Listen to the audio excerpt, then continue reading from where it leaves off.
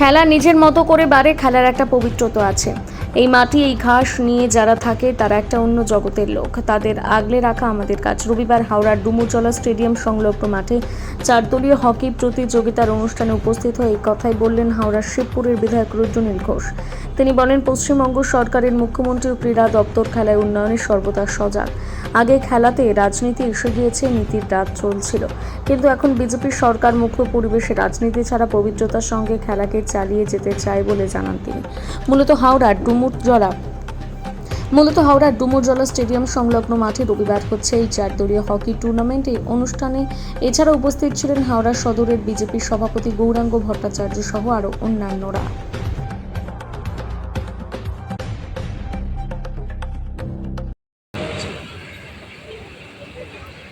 এই ডুমুরজলা স্টেডিয়ামের এই মাঠে আপনাদের জ্ঞাতার্থে জানাই, যেই মুহূর্তে হাওড়া মিউনিসিপ্যাল কর্পোরেশন আপনাদের আর কি প্রয়োজন, কোন ধরনের যারা খেলাধুলার সঙ্গে জড়িয়ে তার সম্বন্ধে ওয়াকিবহাল, সম্মানীয় ডিএম সাহেবা দীপকপ্রিয়া ম্যাডাম এবং হাওড়া কর্পোরেশনের কমিশনার তেজস্বী রানা ম্যাডাম, তারা এই বিষয়ে আলোকপাত করেছেন। এবং যতক্ষণ না আমাদের কর্পোরেশন ইলেকশন, যেটা দীর্ঘ বছর ধরে বাকি রেখে হাওড়া একটা খুব দুর্গত জায়গায় পৌঁছেছে, সম্মানীয় মুখ্যমন্ত্রী জানিয়েছেন বোধ করি সম্ভবত ডিসেম্বরের ক্ষেত্রে আপনারা কাউন্সিলর পেয়ে যাবেন। তবে তার আগে আমি এবং আমাদের এই জেলা থেকেই সম্মানীয় মন্ত্রী হয়েছেন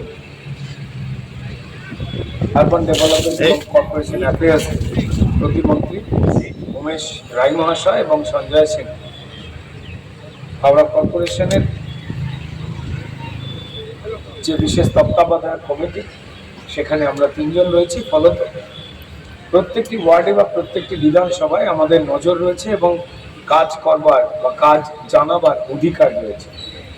তাই বিধানসভার গণ্ডিটা আর আমার শিবপুরে খেলা সম্বন্ধে একটাই কথা বলবো, খেলা নিজের মতো করে বেড়ে উঠুক। খেলার যে আনন্দ রয়েছে, খেলার যে সততা রয়েছে, খেলার যে পবিত্রতা রয়েছে, এই মাটি, এই ঘাস, তাদের সঙ্গে সম্পর্ক যাদের, তারা একটা অন্য পবিত্রতা নিয়ে চলেন, অন্য জগতে থাকেন। তাদেরকে আগলে রেখে দেওয়াটা আমাদের সবার ডিউটি। এইটুকু বলতে পারি যে পশ্চিমবঙ্গ সরকার, সম্মানীয় মুখ্যমন্ত্রী এবং তার সঙ্গে সঙ্গে ক্রীড়া দপ্তর, তারা অত্যন্ত সজাগ রয়েছেন।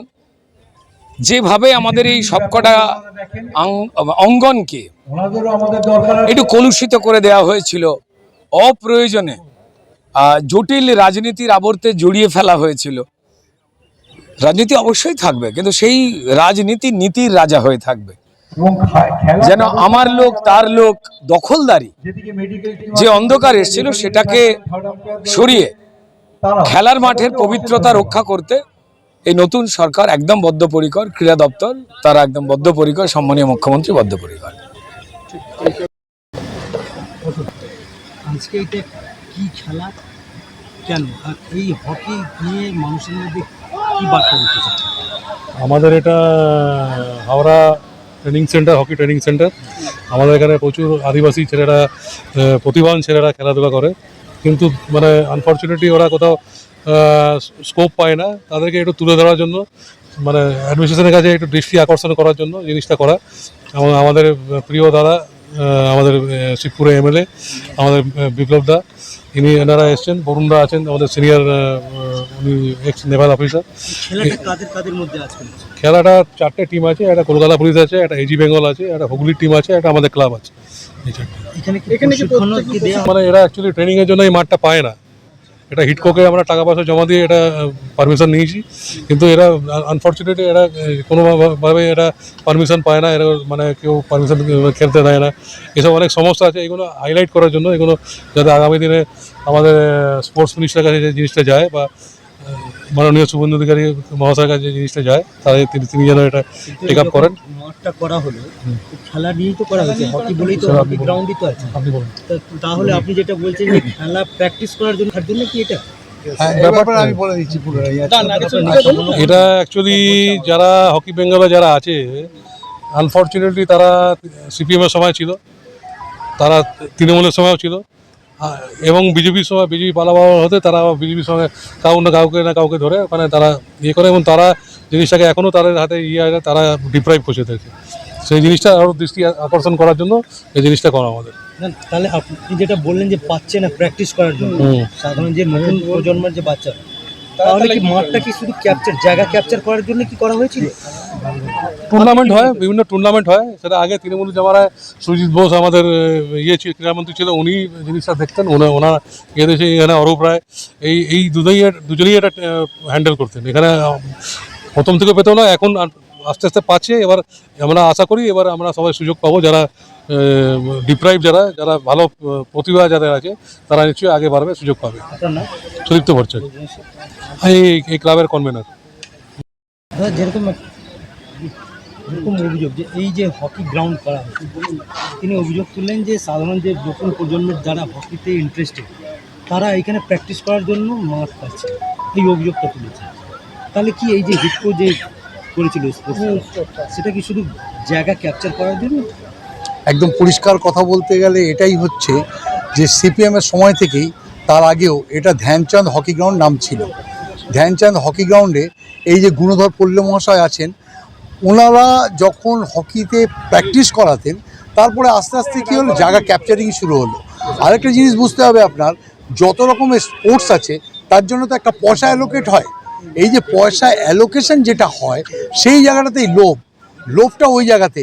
এবং হকিতে এরা কি করে দিল, হকির প্রেসিডেন্ট বানিয়ে দিল পশ্চিমবাংলার সুজিত বসুকে, যে এখন জেলে। ঠিক আছে, সেটা আমাদের বিষয়বস্তু না। অরূপ রায়, যারা খেলাধুলো কোনো কিছু বুঝুক আর না বুঝুক, বললাম পয়সাটা সাইফন করতে হবে, এবং এই সাইফন করার জন্য হিটকোর আন্ডারে দিয়ে জমিটাকে পুরো ক্যাপচার করে নিল। বেশ কিছুদিন ধরে তো বন্ধ ছিল, কোনো মানুষজন এখানে ঢুকতে পারছিল না। এখনও সেই জায়গাতেই আছে।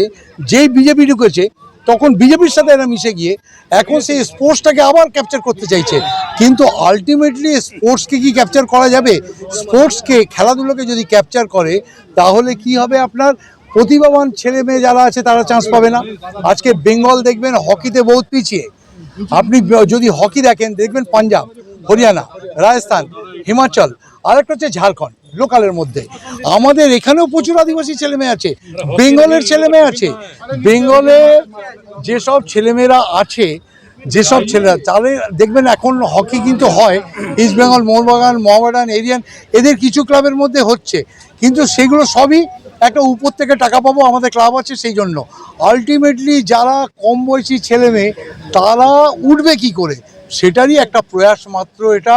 আজকে এটা রুদ্রনীলদাকে ডেকে নিয়ে এসে দেখানোর মানে হচ্ছে এটা, যে এখানকার ছেলেমেয়েরা যাতে এখানে চান্স পায়। এখানে যে বিল্ডিংটার নিচে যে ঘর আছে, তাতে দেখবেন যারা আছে তারা সব বাইরের স্টেটের। তাদের নিয়ে এসে খেলিয়ে দেখাচ্ছে, লোক আছে ভালো খেলছে, টাকা সাইফন হচ্ছে। আমি বলবো না যে তারা কম বয়সী ছেলেমেয়ে তারা টাকা না পাক, বা তারা এখানে সুযোগ না পাক, কিন্তু আমাদের ছেলে মেয়েদের সরিয়ে দিয়ে তুমি যদি এই জিনিসটা করতে চাও, তার মানে তুমি স্পোর্টসকে মার্ডার করছো। স্পোর্টসের মার্ডার আমরা করতে দেবো না। তাহলে আপনি একটা অভিযোগ তুললেন যে এই যে কেন এগিয়ে আসছে না, সুজিত বসুর মতো যারা প্রেসিডেন্ট ছিল, অরূপ রায়ের মতো লোকেরা কর্তা ছিল, তারা হকির যে লোকগুলোকে এখানে ঢুকিয়েছিল তাদের সাথে তাদের একটা ষাটঘাট হয়ে গেছিলো। তারা বলতো ঠিক আছে সব চলেগা ইয়ার, তুমি দেখে নিচ্ছে। বাইরের লোক কর্তৃত্ব করছিল, অন্য স্টেটের লোক কর্তৃত্ব করছিল। আমাদের এখানকার কোচ জায়গা পাচ্ছে না, আমাদের এখানে রেফারিও জায়গা পাচ্ছে না, এরকম অবস্থা করে রেখে দিয়েছিল। সেই জায়গাটাই ধরার জন্য আলটিমেটলি আপনার পশ্চিমবাংলায় যেখানে আছে, সেখানকার যদি একটা কৃতিত্বকে আপনি না তুলতে পারেন, অন্য স্টেটের কোচ কেন আসবে না? আসতেই পারে। অন্য স্টেটের রেফারি কেন আসতে পারে না? আসতেই পারে। কিন্তু আমার এখানে যদি ন্যাশনাল লেভেলের রেফারি না থাকে তাহলে আমি নেব, আমার এখানে যদি কোচ না থাকে তাহলে আমি নেব। এটা হচ্ছে ব্যাপার। আবার কোচ যে কোনো ইন্টারন্যাশনাল কোচও আনা হয় না তা তো না, যেখানে দরকার পড়বে সেখানে নেব। কিন্তু আমাকে আমার জায়গাটাতে এটা এইগুলো ব্যাপার না। ইস্যু হচ্ছে গিয়ে যেটা গভর্নমেন্টের কাছে টাকা আসতো সেন্ট্রাল থেকে, সেই টাকাগুলো সাইফন করে নেওয়া, সেই জায়গাটা বন্ধ হোক। হ্যাঁ, এই ব্যাপারগুলো পুরোপুরিভাবে বললাম। বিধায়ক বললেন যে আমি ইন্দ্রনীল খাঁর সাথে কথা এর আগেও বলেছি, আজকে হকিতে আসছি বলে, এবং এর পরেও আবার বলবো ভালো করে। এবারে দেখা যাক যে এই গ্রাউন্ডটা যাতে আপনাদের আন্ডারে আসে, আপনারা ছেলেমেয়েদের নিয়ে খেলান, আমরাও চেষ্টা করব। বিধায়ক আশ্বাসটা কি দিলেন যে আমাদের যে ডিমান্ডগুলো আছে সেটা উনি ফুলফিল করবেন বলে গেলেন। আপনার নাম আছে? আমার নাম বরুণ কুমার বাড়িদার, আমি প্রাক্তন নৌসেনা।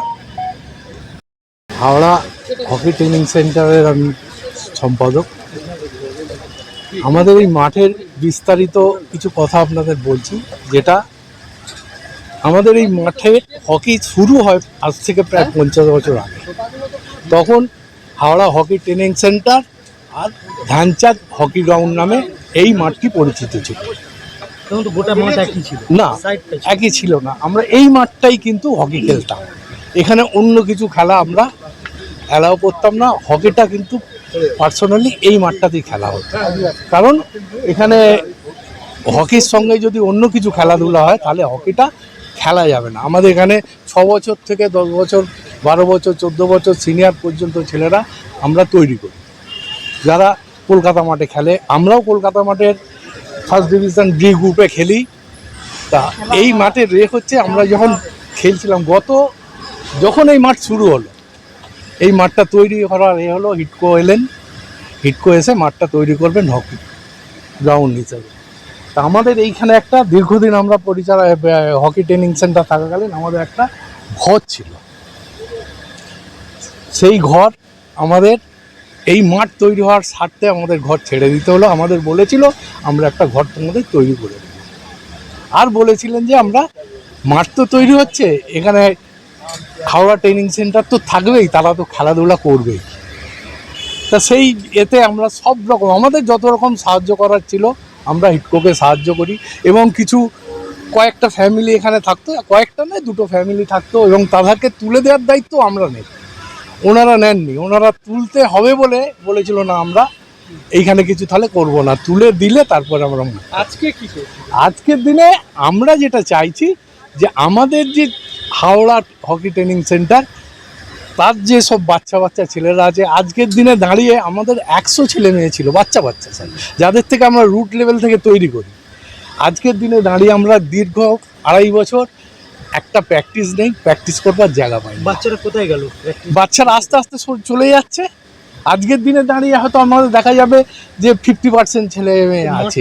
এখন এই মাঠটার জন্য আমরা দীর্ঘদিন বলা হকি বেঙ্গলের সঙ্গে আমরা যেটুকু জানি যে হকি বেঙ্গল এটা পরিচালনা করছে, হকি বেঙ্গলকে আমরা দীর্ঘদিন ধরে আমরা খেলাধুলার সঙ্গে চেয়ে আসছি যাতে আমরা প্র্যাকটিস করতে পারি। এখন যেটা দাঁড়িয়েছি হকি বেঙ্গল, আমাদের যে হকি ট্রেনিং সেন্টার ছিল আমরা সেই নামে কিছু থাকবে না। আমাদের এই ছেলেরা হকি বেঙ্গলে গিয়ে অ্যাটাচ হবে, হকি বেঙ্গল হয়ে তারপর খেলাধুলা তাহলে মার্চ নয়, মানে হকি বেঙ্গল। তখন আর হাওড়া হকি ট্রেনিং সেন্টারটা থাকছে না, হকি বেঙ্গল। রাজি না, আমরা এতে আমাদের নিজস্ব সত্তা এতদিন ধরে যেটা আমরা চালিয়ে আসছি, এবং আমরা এই মাঠে যে বাচ্চাদের তৈরি করি, প্র্যাকটিস করাই, 1 পয়সা কারো থেকে আমরা নিই না। কিন্তু এখন তো আপনারা বলছেন যে বাচ্চারা নেই মানে কি, মানে সংখ্যাটা কমে গেছে। তারা এখন কোথায় প্র্যাকটিস করে? তারা এখন কে কোথায় চলে যাচ্ছে প্র্যাকটিস করতে। আমাদের কাছে এখন 40 থেকে 50 জন। আমরা চাইছি একটাই জিনিস, আমরা যেটা এতদিন ধরে চালিয়ে আসছিলাম, আমাদের সেই একদম রুট লেভেল থেকে বাচ্চাদের আমরা প্র্যাকটিস করার সুযোগ, আর কিচ্ছু না। তাহলে আমরা কোনো আর্থিক তৈরি করলে না পারে বাচ্চারা, তাহলে কি শুধু জায়গা ক্যাপচার করার? এখন এটা তো সেইভাবে আমি বলতে পারি না, যতক্ষণ না এই মাঠটা কাকে দেয়া হচ্ছে, কে হচ্ছে। এখনও হিটকোর আন্ডারে এই মাঠ আছে যতটুকু আমরা জানতে পেরেছি। হকি বেঙ্গল তার যা সব খেলাধুলাগুলো আছে সেগুলো এই মাঠে করার। আজকে কটা টিমের খেলা? আজকে 4টে টিমের খেলা হচ্ছে। কলকাতা পুলিশ, হুগলি একটা টিম, আর হচ্ছে আপনার এজি বেঙ্গল, আর আমাদের নিজস্ব একটা টিম হাওড়া হকি ট্রেনিং সেন্টারে। এই 4টে টিমকে নিয়ে আমরা একটা সুযোগ পেয়েছি, হিটকোর সঙ্গে কথা বলে তাদের সঙ্গে হয়ে এই সুযোগটা পেয়েছি। এটাই আমাদের সূচনা, যে এটারই এরপর থেকে আমরা আশা করব। আজকে এই অনুষ্ঠানে হিটকোর কি কেউ এসেছেন? হিটকোর আমরা নিমন্ত্রণ করেছি আসতে, হিটকোকে কার্ড দিয়ে, এখনও আসেনি, হয়তো আসবেন। আমার নাম গুণধর পড়লে, আমি হাওড়া হকি ট্রেনিং সেন্টারে।